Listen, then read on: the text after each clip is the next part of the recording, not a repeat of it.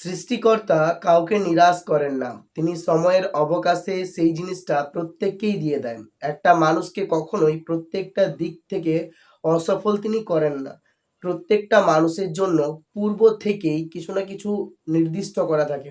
আর সময়ের সাথে সাথে সে একদিন সেটা পেয়েই যায়। যদি তুমি কোনো কাজ করছো আর তাতে সফলতা পাচ্ছ না, তারপরে হতাশ হয়ে যাচ্ছ, কিন্তু তারপরেও যদি সেই কাজে লেগে থাকো, তবে একদিন অবশ্যই আসবে যেদিন তুমি যে লক্ষ্য বা আশা নিয়ে কাজটা শুরু করেছিলে সেটা অবশ্যই তোমার জীবনে পূরণ হবে। কখনো কখনো ব্যর্থতার ফলে আমরা এতটা ভেঙে পড়ি, এতটা ডিপ্রেশনের চলে যায় যে তখন আমাদের কাছে প্রত্যেকটা মুহূর্ত অস্থির হয়ে পড়ে। ঠিক তার কিছুদিন পরেই এই অস্থিরতাটা জীবন থেকে কেটে যায় এবং তারপরে আবার আশার আলো আমাদের জীবনে প্রবেশ করতে থাকে। জীবনের চলার পথটাও ঠিক এই রকম। কখনো চড়ায়, কখনো উতরায়। ঠিক এভাবেই আমাদেরকে জীবনের সামনের দিকে এগিয়ে চলতে হবে, কিছু পাওয়ার, কিছু না পাওয়াকে সামনে নিয়ে।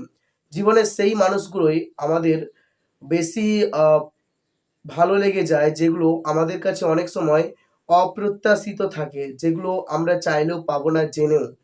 জীবন কাউকে কখনোই নিরাশ করে না। তুমি যে জিনিসটা চাইছো সেই জিনিসটা যদি তোমার জীবনের জন্য উপযুক্ত হয় তাহলে সেটা তুমি অবশ্যই পেয়ে যাবে।